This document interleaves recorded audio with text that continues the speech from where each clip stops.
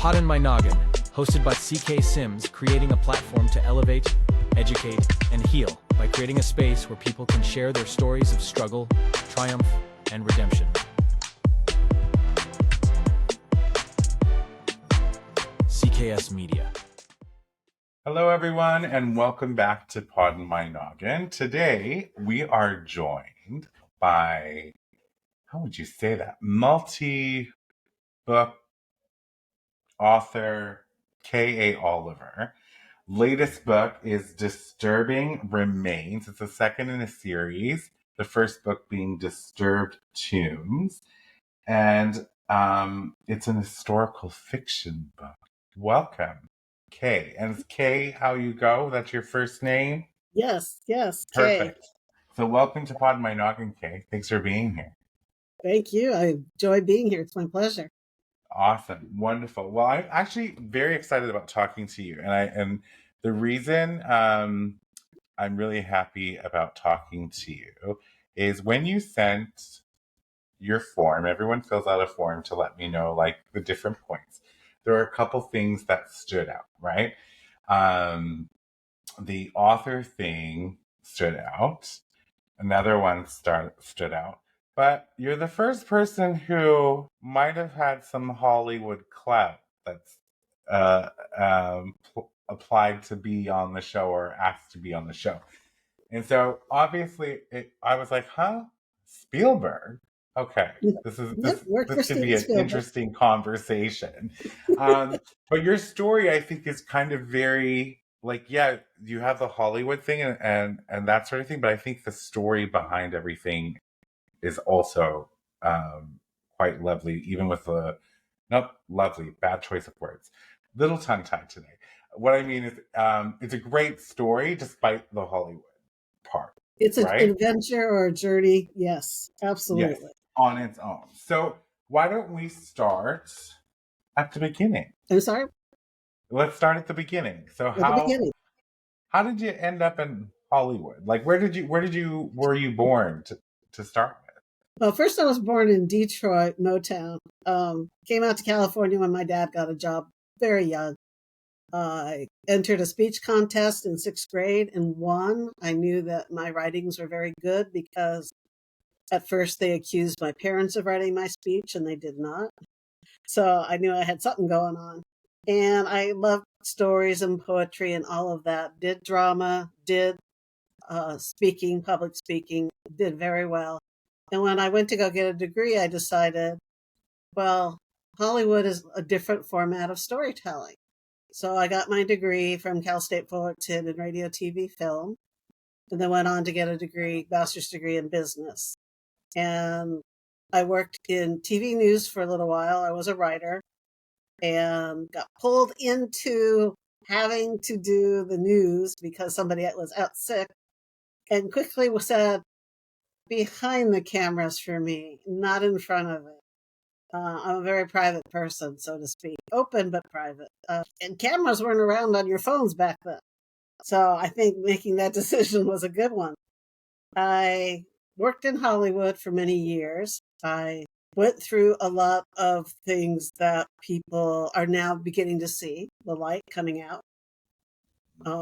I would turn in screenplays. I had a first and last when I worked at DreamWorks.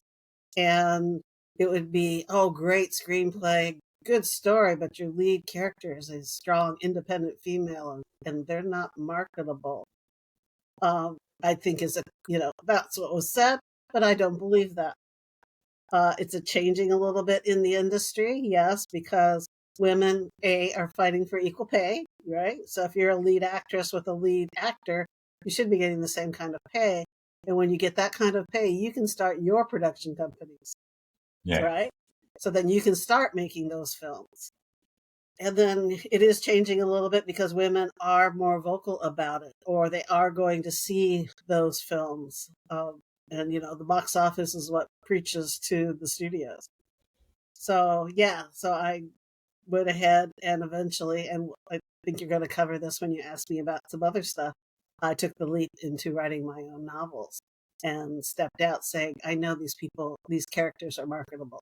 And it is proven to be the case. It's interesting. Like my two examples that come fresh off my mind is like Reese Witherspoon and Jennifer Yeah, Aniston, right? yeah, right, They went and they started their own production companies. And like, I mean, Reese has done a ton of like a female led, excellent box office hmm results. Like, um, and I think that that was a perception in Hollywood that women wouldn't sell as sports a as lead. well, right? Yeah, Yeah, exactly. But we can see with Caitlin Clark that that's not necessarily true, right? So correct. there's so many. We're still and I mean people who watch me regularly will know that I'm a feminist and I've always been a feminist. So like I think it's one of those things that we're actually seeing some major shifts in certain areas. Like so women's sports this past year is like really took a big jump, which I'm super excited about. And then just overall storytelling for women being in lead roles. Look at Barbie. That's a Right. prime example, right? Like a monster in the box office, but female led. And then I think we're starting to see some other examples too, especially in even more marginalized, like so BIPOC women, right? Are their stories are starting to come out and they're showing up in the box office and people are coming out to see them. They're paying the money to go see them. So it's But just very interesting. you still have the Oscar issue with Barbie. The same Oh, thing that yes. Barbara Streisand had with Yentl. So Yes. So I think that we see shifts, but we still have so far to go, yes, especially when you're talking about like equal pay. Like we're still having these conversations. There are, women out there spearheading and speaking up and all of that sort of thing. And I think you're starting to see women come in on a lot more of a sort of a confident footing to say like no, like you don't work my one of the things that I I like the actors on Actors Roundtable that you can see sometimes when you watch that. And Jessica Chastain was saying that she was on a movie and they were indicating that they couldn't do her deal until after they did the male counterparts deal, and that she said no, like you do my deal now. And I think we're seeing stuff like that happen.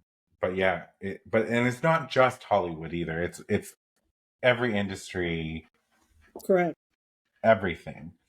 correct. Um, so I mean, you have in here that so you were writing, you were work. Did you say you were working for DreamWorks? Yes, which is Spielberg and Katzenberg. Correct. So what was that like? Besides That was being told that your screenplays were amazing and like everything was amazing, but your strong female leads are not going to be marketable. market. Um, that's what made my decision to take a leap. I knew better than that. It's hard to break through a glass ceiling, especially as a solo person, trying to do it. It has to be a movement. It has to be respected. As far as they're concerned, they have to see the box office, and they had not, portrayed women in good, healthy roles for many years. The industry uh, is very male dominated, and very few. I think that one was, CEOs of a studio as female. So it's still that way on many levels. And you could only fight so much. You could only point things out so much, especially as a woman. Even if you do it properly, you are considered a problem child. Yeah, Right? Oh, there she goes again. Right? yeah, Um, Even though you're doing the same thing that a man's saying. I had a great mentor that worked at the studio who kind of taught me how to do it. Not losing my femininity, but not sounding like I'm whining or complaining or whatever. And I would present, the issue and the solution, but it doesn't matter because they're looking at you as, oh, you know, yeah, she's presenting X. And, I had a place where I was getting $20,000 less than my coworker.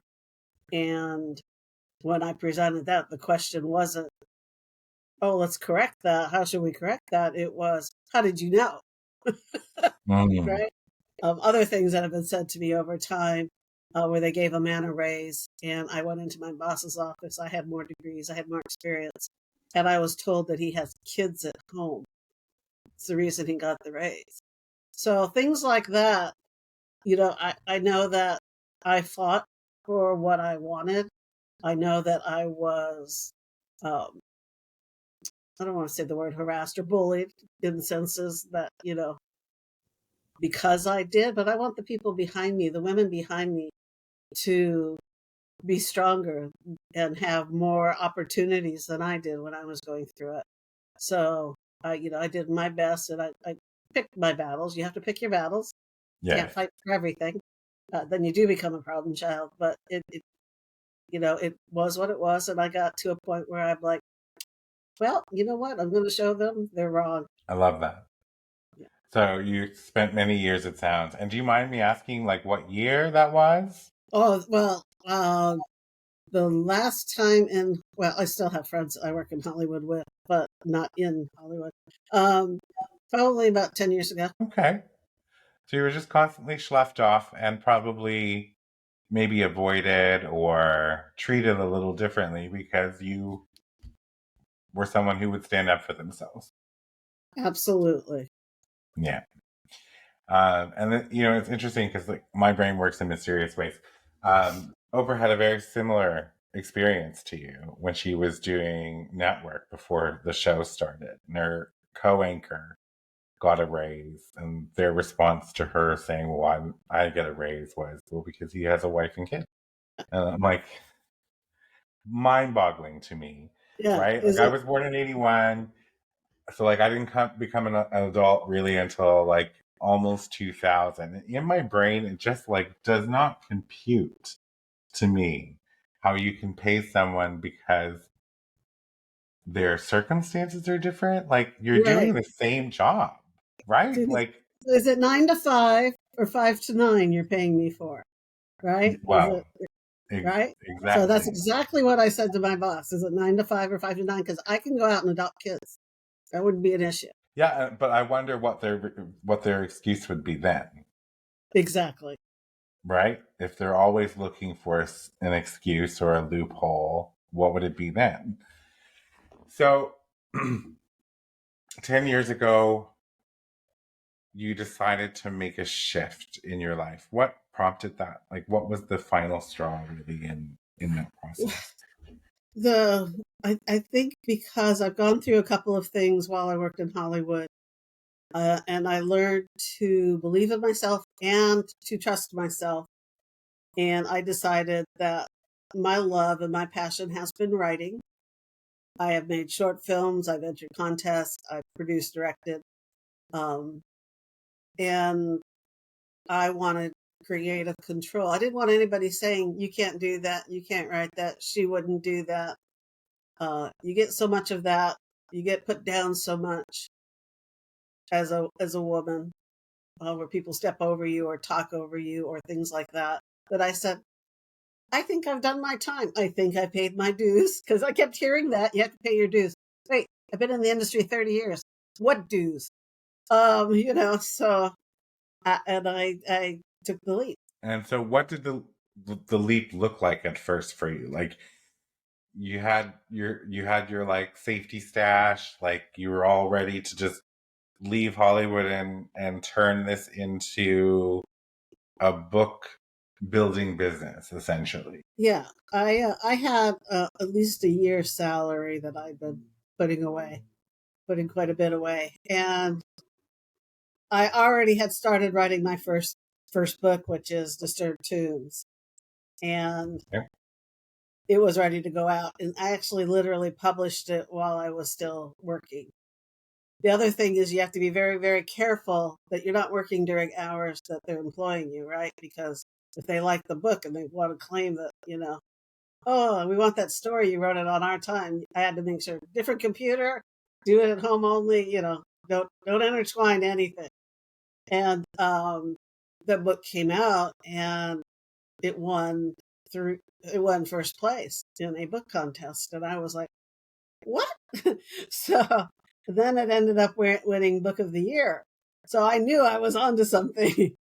And then I just continued like my book is at an editor right now that'll be coming out in July. And while that book's being edited, I start writing my next book. And I write pretty fast and pretty quickly. So I just continued writing my books after that. How many books have you written? I am on number 9 is with the editor, and I'm writing number 10. So it's like almost like a book a year? Yeah, roughly. Okay. Book a year. That's a pretty good amount, I think, a book a year.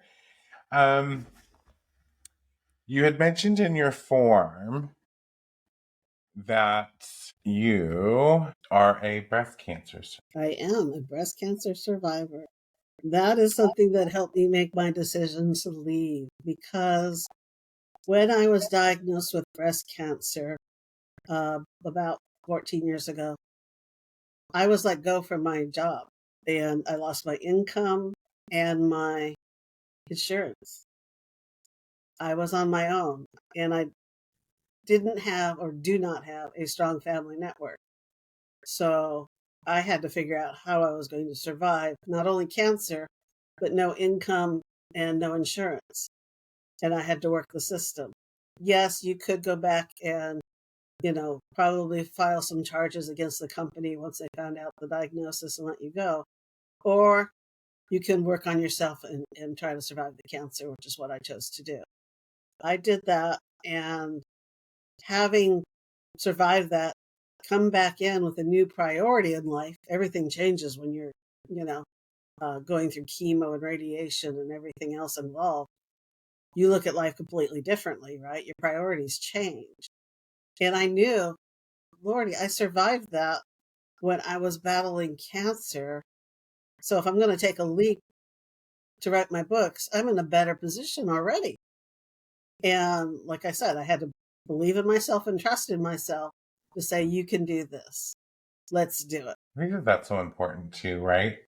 Yes. It's one thing to believe in yourself, but it's another thing to trust yourself, right? And I think it sounds like they go hand in hand, but they don't always go hand in hand, right? I believe I can do anything. Do I trust myself enough to act on that belief and go for it, go after it?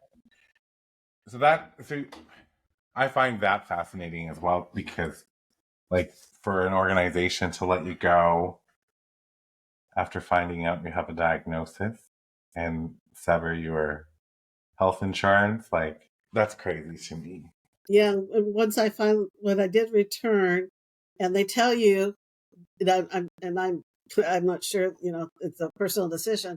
So let the company know that hired you that you had just gone through all this. I wish I had not told the company, the new studio I was working at, because every Friday afternoon, I literally was called in to, how's everything going? Are you okay? I'm like, I was not complaining. I was not saying anything. I wasn't asking for any special privileges. But, when you're getting called to HR every Friday afternoon, you worry that, oh, is this my last day? What did I do? And it just became a burden to the point where, okay, maybe you can consider that harassment. I don't know. But, I didn't want to go through it anymore. So I left that studio. Makes sense to me. Yeah. Like it does, right? Like if you're battling cancer and you're having this loom over your head. Yeah. It'd be like the first time they called me in, I'm like, what? Last time I got called in, I got fired for having a diagnosis. Now you're calling, So you have that that fear that, you had after experiencing it first time. First. So you moved into writing your books. Since you were little, you said you've been writing. Is how your stories come to you similar to how they came to you when you were little, or have they evolved over? I'm going to say they evolved because I think, your wisdom and your knowledge of the world changes, right? Absolutely. And my first book was a question I've had for a long time. And it was, why do we excavate every mummy we find? Why do we dig them up out of their peaceful slumber, as we like to consider it?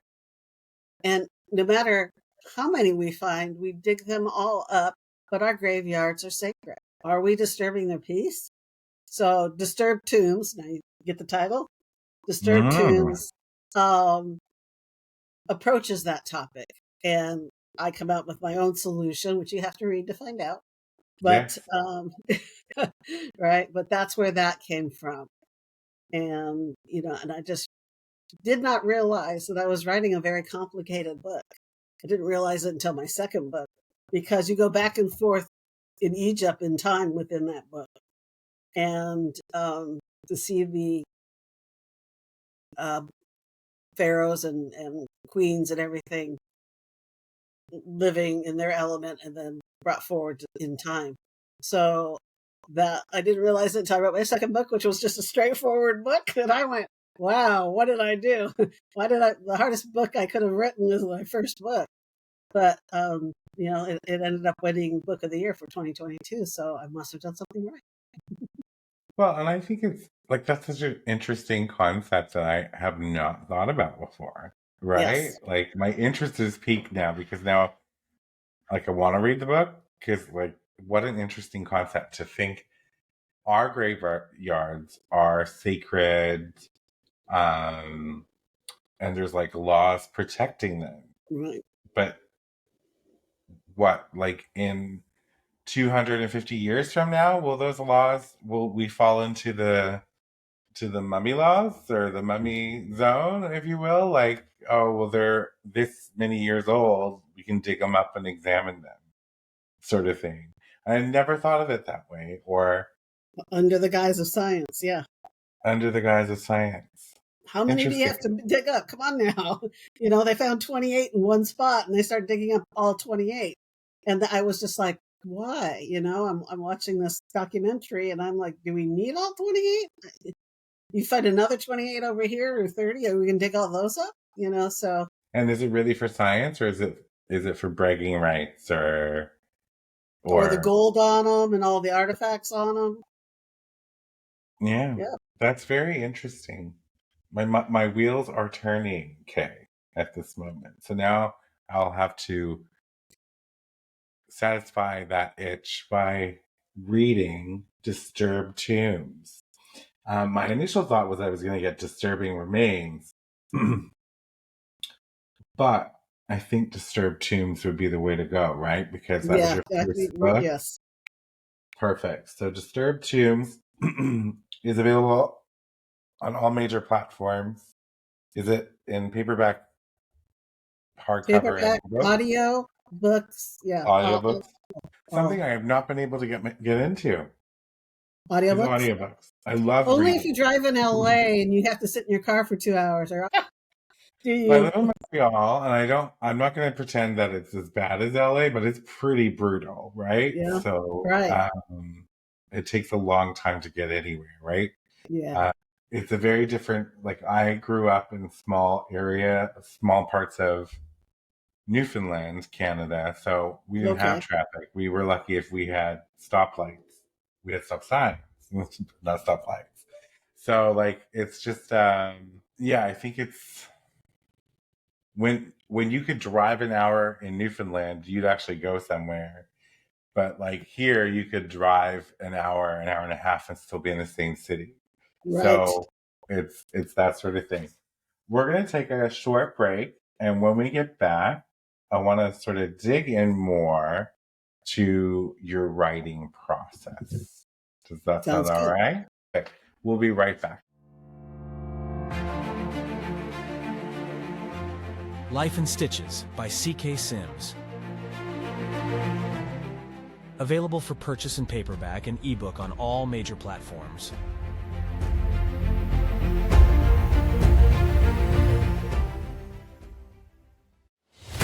Partner today with C.K. Sims and Poddin My Noggin to get in front of an audience that cares. You will be supporting mental health stories, tales of resilience, and uplifting content, aligning your brand with bringing goodness, authenticity, and kindness front and center.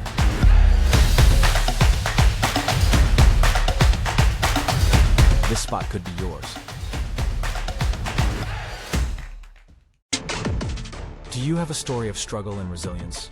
One that you want to share with others and possibly help someone through their own struggles? Find the link in the show description and fill out the guest form today.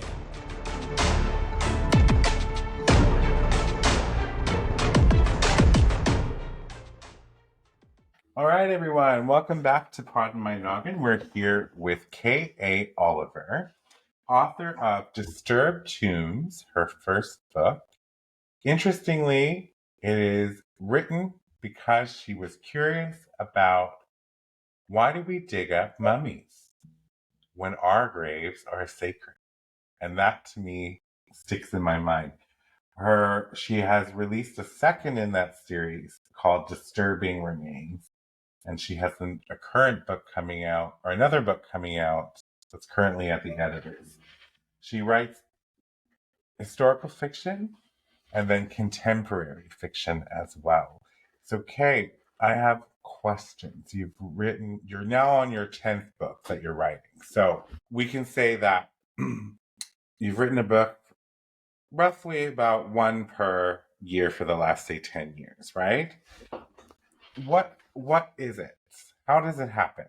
Take us down that journey. So it happens on several different ways, mainly like if I have a question or what do I think would happen if, and I get an idea in my head. I do not plot out my books. Some people do. I do not.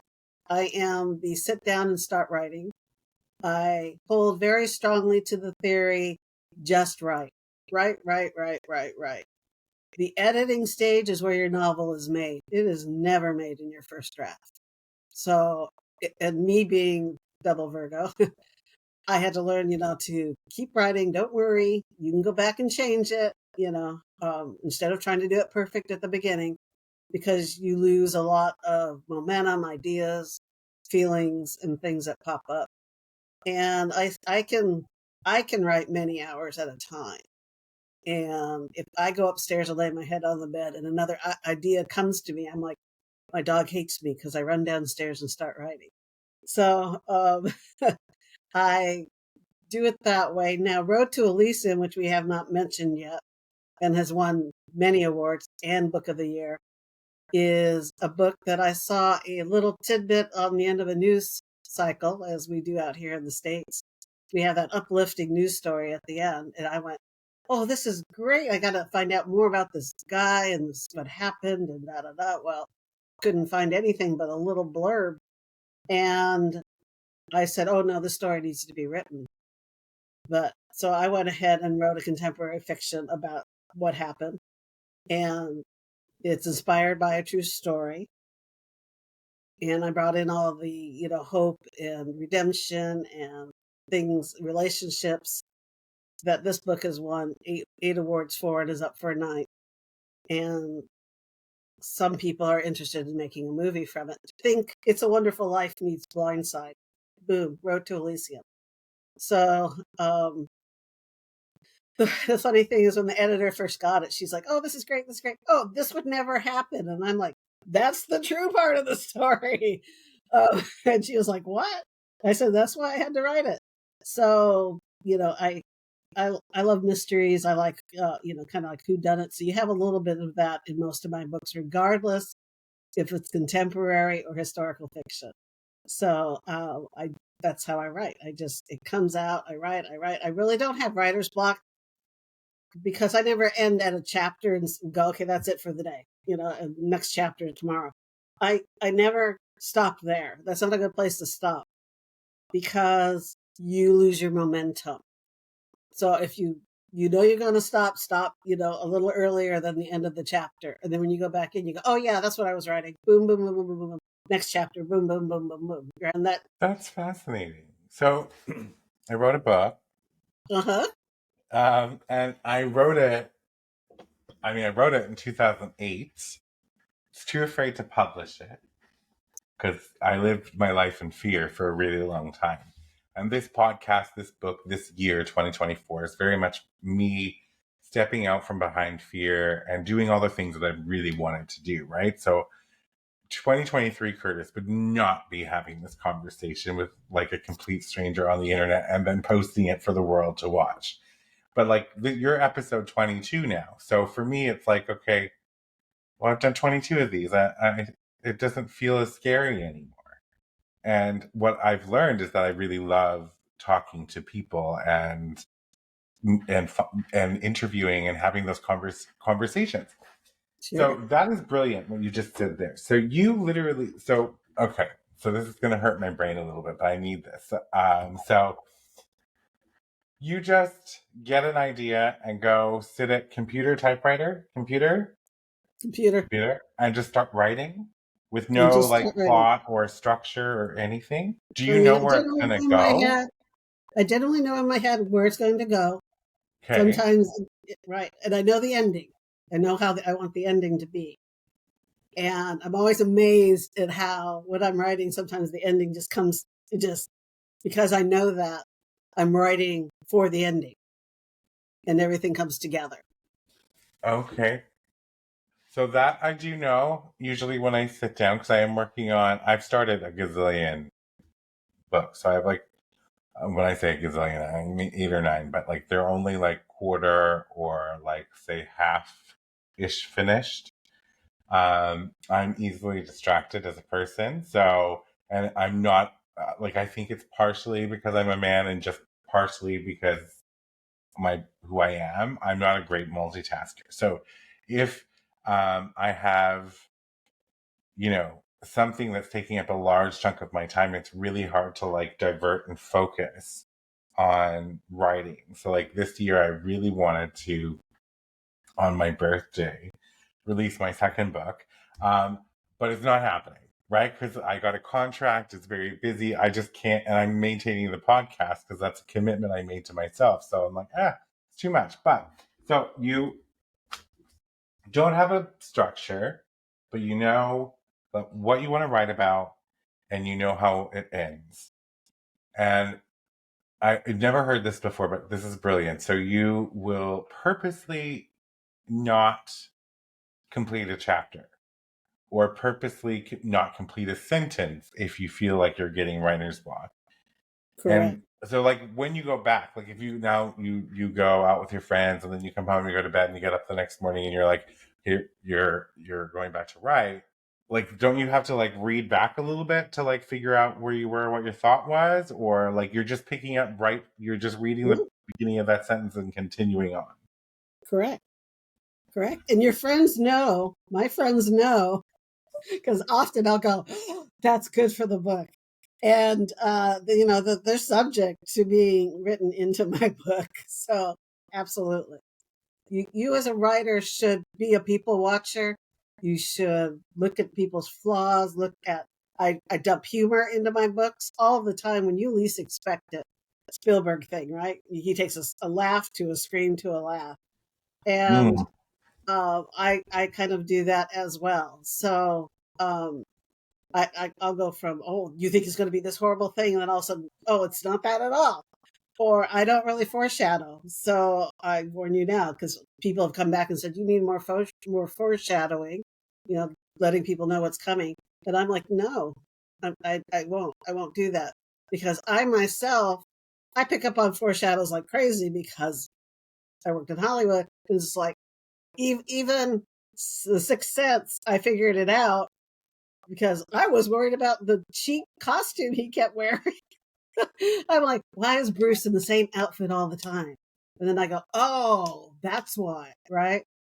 And but that was, my kind of, if I can find a movie that I don't know the ending to and they surprise me with it, I'm in love with it. But that's very rare. So I try to put that in my books, that you don't get a lot of foreshadowing. You might figure out they're going to get together on something, but you have no idea. I love books like that as well. That you, because this is also how my brain works. Like movies, I find very predictable. So very Yes. rarely will I watch a movie and be shocked at an ending because Right. I've seen it coming like a mile away. Books, however, also do the same thing. There's an author that I discovered by not on purpose. Someone gave me 2 books of them, And this particular author, and I think you're going to do the same thing, they write suspense thriller books, which is my favorite genre. I should not be reading them because then they put ideas in my head and I have dreams about them. But I do enjoy them. And this particular author, I'm going to name them, but Frida McFadden, she wrote The Housemaid, and The Housemaid is Watching is just coming out. Mind fucked me. I'm sorry for swearing. I apologize. This is not a kid-friendly zone. Literally, because you think that something's going, like it seems so obvious, and then it's not at all what you thought it was. And that is the kind of writing I really enjoy. So if that's how you write, I'm going to be, I'm ordering it today. Let me get off this call. Disturbed Tunes, because now I want to know, right? If that's how you write, and that was your first one. When you're writing a book like Road to Elysium, you said it's based on some true events. How, like, you saw it on the end of a news reel, you said. What were your steps? Like, do you consult with anybody? Do you track people down? Like, how does that work? I couldn't really track anybody down. Like I said, I went online to find out, how did they, come across this news event? And then if I was going to write it based on the true events, then I would have to really go after them and find out what's happened and how's it happened. But I was inspired by the true events, which is a little bit different. Okay. Right? Yeah. And I could, even though it was a fantastic story on its own, it needed more, right? It needed more twists, more turns. It needed to go from point A to point B. And so I decided to go with the inspired and use the main event within the story and take it from there. And, had its own twists and turns and problems and things that happened and why it happens the way it does. So I'm still struggling here. This is what I told you was going to hurt my brain. So you know how it's going to end. You know what you want to write about. Do these twists come out organically for you when you're writing? Yes, they do. Oh my God. I'm writing and then I go, okay, this is what's going to happen, but I'm going to build it this way so that people think something else is going to happen. And then bam, yes.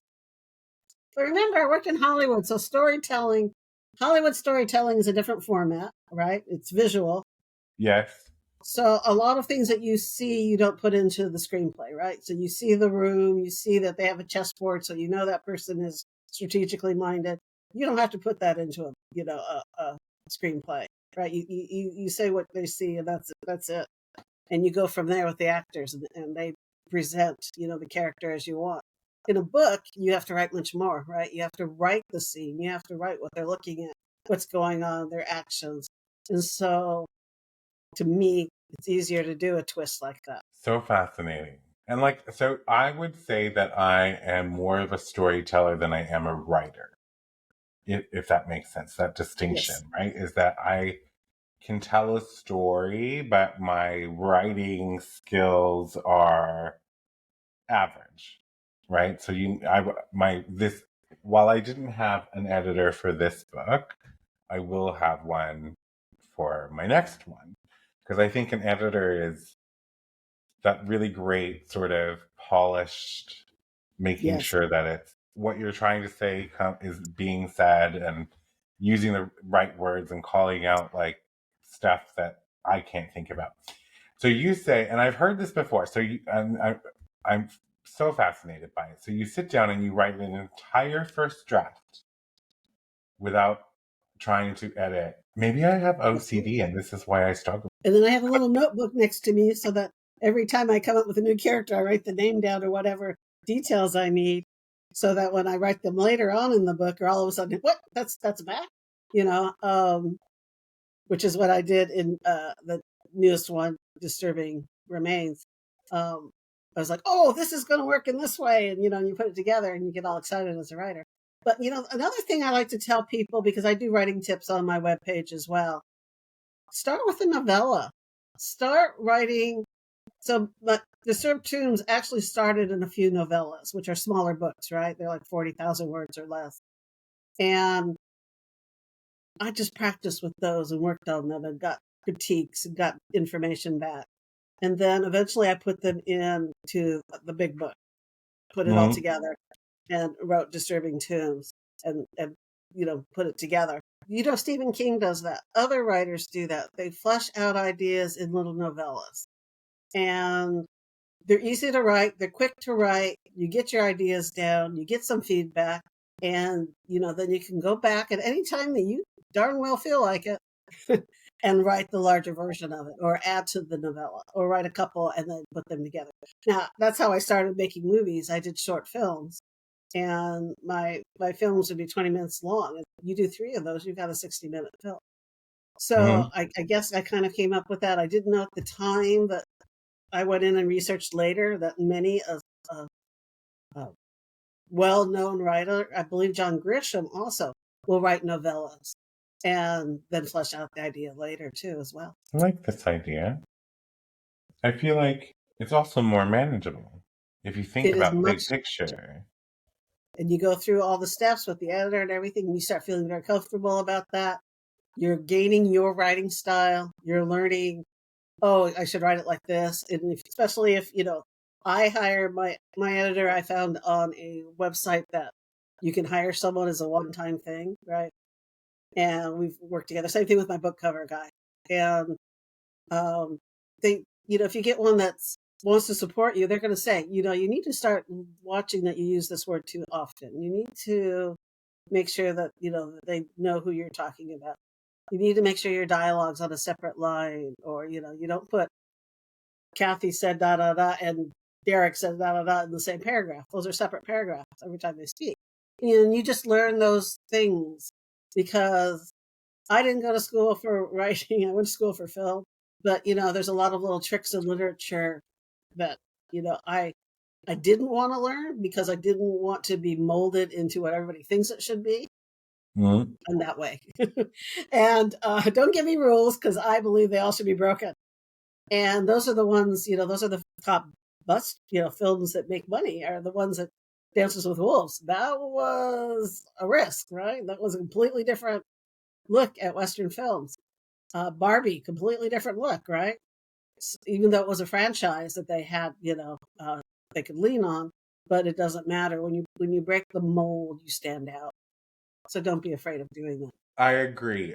Like, I would agree with that. I think so. Like, this book that I'm working on right now, I discovered that most of my books, like most of my, I guess, novellas, if you will, because they have about 30,000, 20,000, 30,000 words in them, but they're not fleshed out. So I think that's a piece I want to might start to add. And I have a good network of people who would read my books and then offer critiques and honestly tell me, like, they're my best friends and my sister, but they will tell me if it sucks or if it needs, this or that or whatever. But I think, yeah, the one of the primary reasons I paused right now is because there's so much going on in my life, and there's this book is going to be like, the second part is very dialogue heavy because it's through conversation that the sort of real arch of the story comes out through a lot of conversation. But I write books that have a bigger message. I realize this. I do lots of things that have a bigger message, and it's usually like human interest or, like the Life in Stitches, for instance, is about a young girl who goes off to New York City who wants to own the New York City fashion runways. And she goes through all these like ups and downs and like sort of, this sort of severe event that happens that she feels destroyed by. And I think the primary message is, in the end, without giving it away, is that there is resilience and showing up for yourself and trusting yourself. Sometimes things don't turn out exactly as you envision, but usually they will always turn out better. Right? In some way. So like, that's how I write. It's weird, but that's my thing. I think. That you can say the same thing about Disturbed Tombs, or definitely Road to Elysium. The bigger message behind it, besides the relationships that I have, where the man and the woman are equals and they respect each other and their careers, is the message about, are we disturbing them? Have we thought about that? Road to Elysium is redemption in the fact that he thinks he's lost everything, and one knee-jerk reaction to a request changes his whole life. So Okay. there's always a bigger message, but it is in the story, and like you said, and it fits within the story. Now, you said dialogue heavy. Great, because story should be moved with dialogue and not a lot of description and everything else in the book. So most of my books are also, one might consider, dialogue heavy. I say it in dialogue and I don't write it in description, so that moves your story along better. So you say it as like the separate lines, quotations, Right. and Well, like the it might actual go, conversation as she ran happens. across the bridge and the bridge was collapsing, she yells out, and then you start the dialogue, that kind of thing. But you don't have to write the whole thing about, oh, now she's running across the thingy and she's yelling and she's doing this and she's doing that. You put it into the dialogue and you write it like we speak. We do not speak in complete and coherent sentences. We stutter. We get cut off and do dot, dot, dot, and someone else cuts you off when you're speaking. So make sure, because I've seen even movies do this where it's like, hey, Steve, da, da, da. Well, Mike, da, da, da. We don't talk like that. Nobody talks It's like that. true. It's So you true. have to, study people, how they speak, what they do, and make sure that that is in your dialogue. Write it the way we speak, not the way, proper English is. That doesn't work. Well, and it's so interesting for people who are listening at home. I had no idea I was getting a master class and like tips and tricks on writing today, because I think that that's for anybody that's at home and watching or listening. Like, this is some really solid foundational advice for writing. I'm still blown away that you just start and you go. I'm going to try that. Maybe not with this book because I have it mapped, but next book I might try just Just going right. through Just it. right. If you So don't, you if you think don't sit and write, you don't have a book. So, and I this always is recommend people who are starting to find a place, set up a place to write.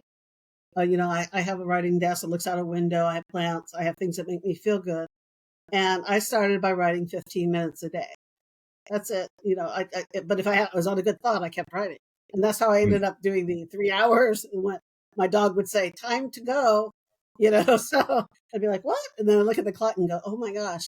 But, even it doesn't have to be a big event every day. It can be write a little something and you're going to get moving and you're going to get those pages out. it's true. Consistently writing, say, 15 minutes a day, it's not going to take you that long to build No, and because pretty soon develop. you're going to Or start writing a little longer. Yeah. yeah, you can check out K.A. Oliver at kaoliver.com. So I'm going to put it in the description for everybody so that it's spelled out, but it's KAYAOLIVER. Correct. And you said you offer tips and tricks Yes, I or have. tips. I have a blog. You have a blog on there, and then you can, and you're, so what's the name of the book that's coming out that's with the editor right now? But Is the one this that's with the just editor public right knowledge? now is Love's Calculated Risk. Ooh, this sounds fun. That one sounds fun too. So I'm definitely going to purchase Disturbed Tombs because now my interest is so peaked. And I love the concept. Like, why do we keep digging up mummies' graves? Like, do we not respect them? What? So now, yes, I want to see where you went with that. It was such a great conversation with you today. I've learned things. I made notes. I don't know if you noticed me writing I, over here while you I were. saw that. I'm a note taker. So I will definitely think about like authenticity when writing those dialogue and making sure to write it as we would talk, interrupting each other, that sort of thing.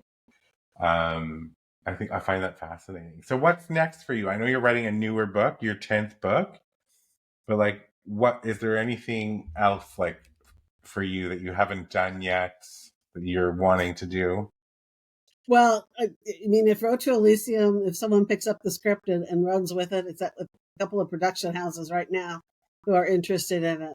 That would be back into Hollywood, but from a different angle, right? Because I'm the one that wrote the story. And that would be interesting. And then I took up fly fishing this year because I've always wanted to do that. I've done regular fishing. So I learn one thing new, 1 to 2 things new every year. I have done that for years. And from river rafting to going down in a submarine, whatever it is, I do something new every year. And this year was fly fishing. So what a great way to live too, right? Like yeah, to pick up something new every year. And are you still based out of California? I am. I'm still in Southern California. So like Southern California as LA and then San Diego. Not that low. But Not that low. yeah, my dad's 94, so I live right down the street from him. Okay. Moved out of the LA Burbank area, Hollywood area, moved down a little south Orange County. He spent 23 years working. Well, he's a veteran of both Air Force and Navy, and then 23 years working on city council and mayor, and a couple of times Lions Club, Boys and Girls Club, you name it. And so I'm here, in fact, we're going to dinner in a few minutes and just sharing life together at his age, and he's doing very well. Good. I love that. I Yeah. do love that. And I have been feeling a pull towards California for probably about a year and a half. I don't think to live. I mean, and if I were to It's live, expensive. I would want to live in Carmel by the sea, where Yeah. Betty White lived. Like Clint Eastwood. Okay. Yeah, like so that's where I want to live. But I have been feeling this pull because I've been to San Francisco, but that's as far south as I've been. I've never been Right. to LA. I would love to go to LA, San Diego, and like drive the coast because it's so beautiful, Oh, right? beautiful. Mm-hmm. So, and I just love water. So I think this has to happen in the next year at least for me to get out to LA for a few weeks and just sort of Yes, enjoy, not absolutely. LA, Take but the coast. California as a whole. Right. There's certain Right. things in LA that I want to see, but most of it is like coastal California, Right. vineyards and things like Yeah. that. So you can go LA and drive up to Carmel along the whole coast and just enjoy yourself. Morro Bay is one of my favorite cities along that drive. Morro Bay? Morro Bay, Morro. Bay. It's a tiny little city. It's awesome. It has its own little aquarium on the piers. It's just a unique, tiny little city. Most people bypass it, which is fine with me because if you're not there, I don't care. But I like it. Good restaurants. Yeah. So it's like one of those tucked away hidden treasures that you Yes. found, but you don't want people to find because you want Right. you don't want them to ruin it, right? Right. Too many Locals people know always. about it, but it's not popular like Carmel, Monterey, Ventura, Santa Barbara. So, yeah. Well, thank you so much for being on the show. I wish you continued success with your writing. I'll probably send you a message once I finish reading Disturbed Tunes. And just if there's twist in it, like you said, I'm going to probably be like, oh my gosh. Do you watch any paranormal kind of shows since you like? Well, you know what a spirit box is. Yes. Mm-hmm. How come they haven't taken spirit boxes into the tombs, into the pyramids? I'm just curious. How come they have not tried that in Egypt? I'm trying to get Josh Gates from, his show, Expedition Unknown. Like, take a spirit box the next time you go to Egypt and see if you can use it and talk to the mummy. I don't know. Would it work? I don't know. But you have to read this book. So It's a very good question. Yeah, my wheels are turning in my brain. Gotta breathe. I've given you a lot to think about. Yes, you have. Wonderful conversation. I want you to take great care. Everybody head over to kaoliver.com. Check out our books. You can join the bandwagon and purchase Disturbed Tombs with me.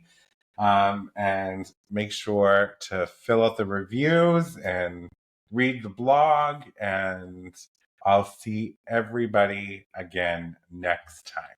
For media and sponsorship inquiries, email info@cksims.com or visit cksims.com and fill out the contact form. Be sure to subscribe so you don't miss an episode. A new episode airs every Saturday. CKS Media.